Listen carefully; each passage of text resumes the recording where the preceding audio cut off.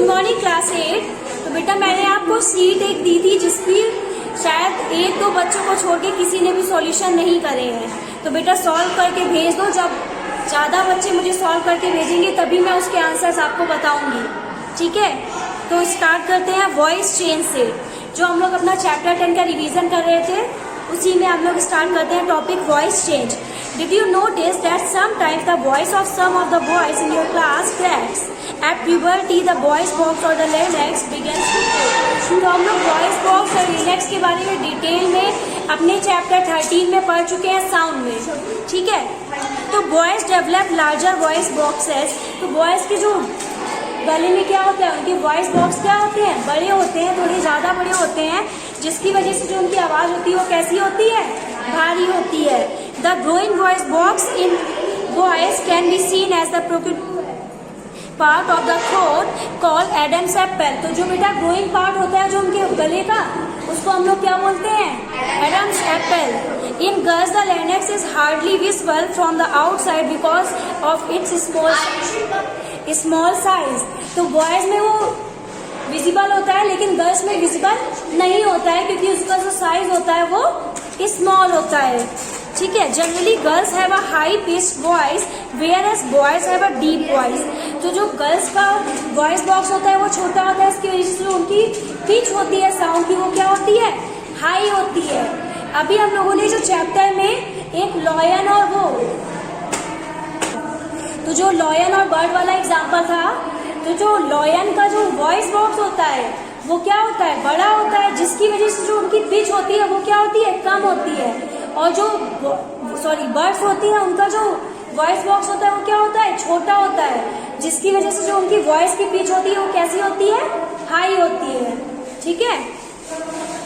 तो फिर the muscles of the growing voice box go out of control and the voice become horse.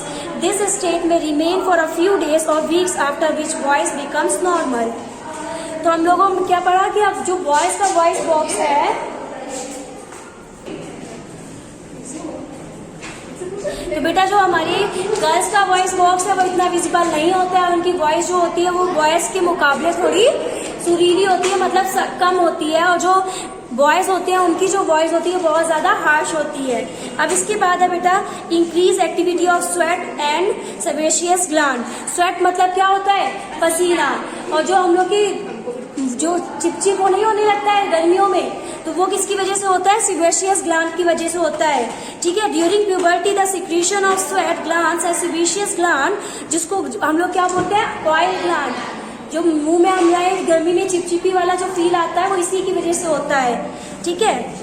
Increase में young people get acne and pimple on face at this time because of increase activities of these gland in the skin. इसी वजह से जो puberty time में जो boys और girls होते हैं उनकी जो फेस में पिंपल्स हम लोग को ज्यादा देखने को मिलते हैं, क्योंकि जो उनकी ये ग्लैंड्स का वर्क होता है वो क्या हो जाता है, बढ़ जाता है, इंक्रीज हो जाता है। A few glands such as sweat glands, oil glands and salivary gland release their secretion through ducts. Endocrine gland release hormones directly into the blood stream, so they are also termed as ductless gland। तो बेटा ये जो आपको glands के name दिए गए इनको हम लोग क्या बोल सकते हैं, डक्टलेस ग्लैंड्स भी बोल सकते हैं। जो आपका येलो वाला कॉलम है उसमें ये लिखा हुआ है। इसके बाद क्या है हमारा, डेवलपमेंट ऑफ सेक्स ऑर्गन्स।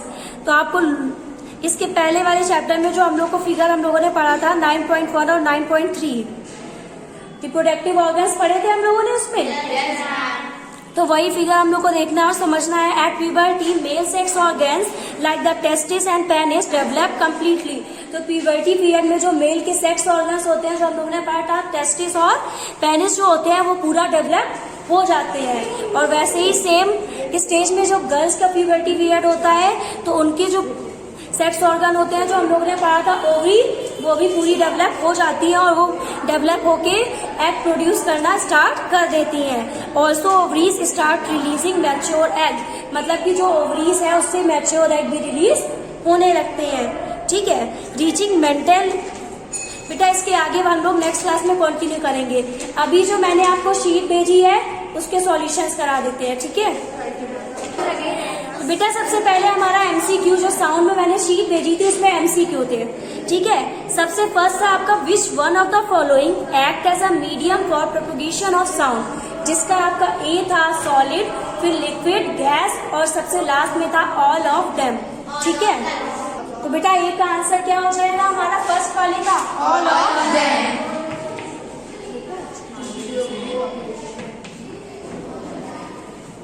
ठीक है, ये एमसीक्यूज के आंसर लिखवा रहे हैं, आप लोग टिक कर लीजिएगा। उसके बाद बेटा सेकेंड है the range of Audible sound for a human being is, वो रेंज बेटा आंसर क्या हो जाएगा 20,000 हर्ट्ज बोलते हैं उसको। ठीक है, हर्ट्ज, हर्ट्ज। फिर इसके बाद है बेटा हमारा the loudness of sound depend sound, तो लाउडनेस ऑफ साउंड किसमें डिपेंड करता है एम्पलीट्यूड।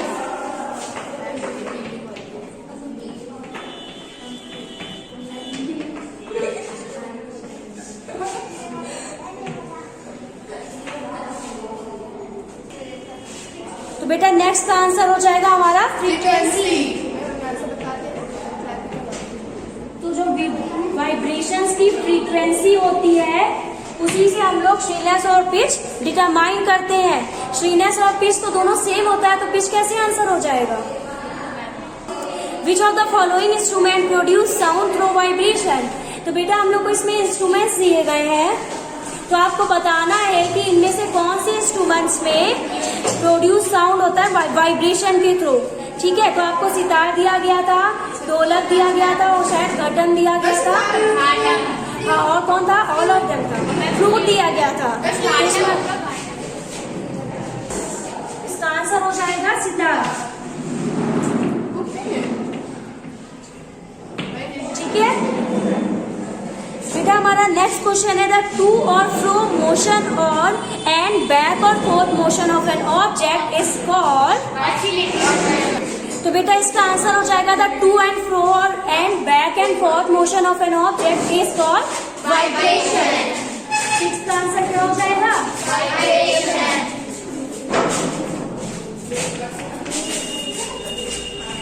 ठीक है, इसके बाद बेटा हमारा क्वेश्चन है by which organ sound is produced, हमारी बॉडी के कौन से ऑर्गन से साउंड प्रोड्यूस होता है और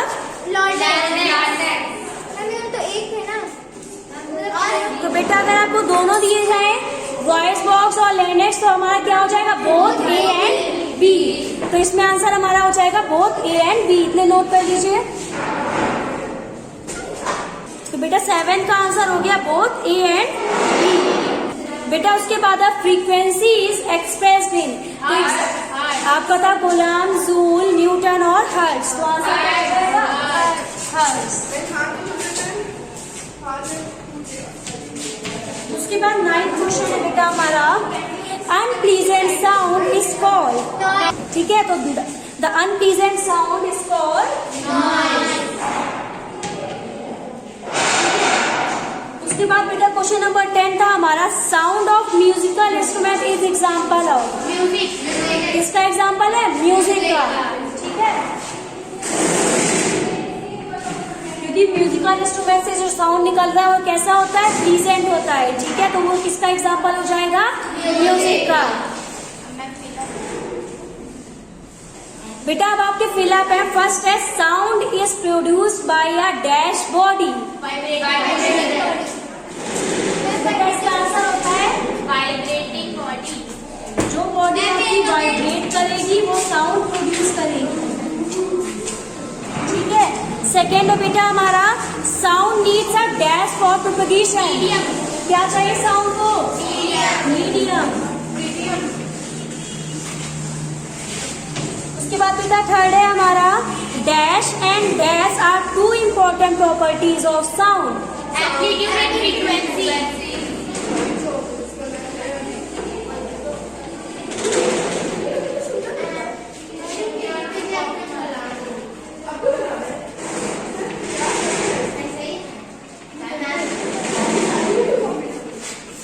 एम्पलीट्यूड एंड फ्रीक्वेंसी। बेटा इसके बाद है हमारा द बेटा हमारा है इसके बाद वाला क्वेश्चन था फ्रीक्वेंसी डिटरमाइंस द डैश और dash of a sound. Frequency क्या डिटरमाइन करती है? दो चीजें, शिलनेस और शिलनेस और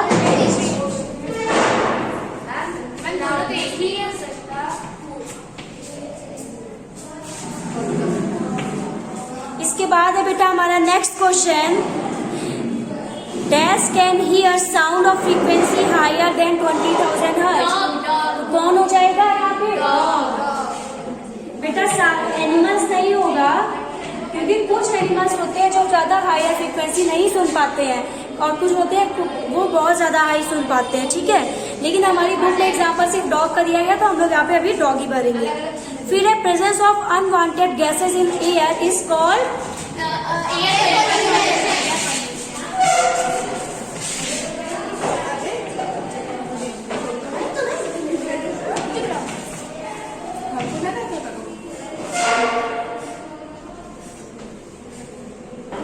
बेटा इसके बाद क्वेश्चन है presence of unwanted sound in the environment. अगर अनवांटेड साउंड हमारे एनवायरमेंट में है तो वो क्या है?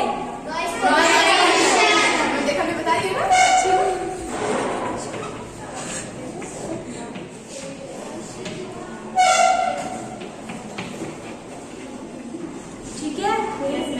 इसके बाद बेटा हमारा dash device must be installed in aircraft engine.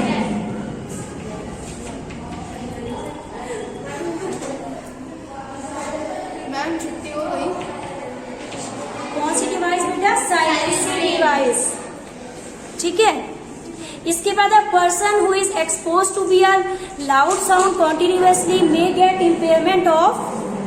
बेटा इसके बाद वाले सॉल्यूशन मैं आपको सेंड कर दूंगी खुद करके, ठीक है। Thank you class.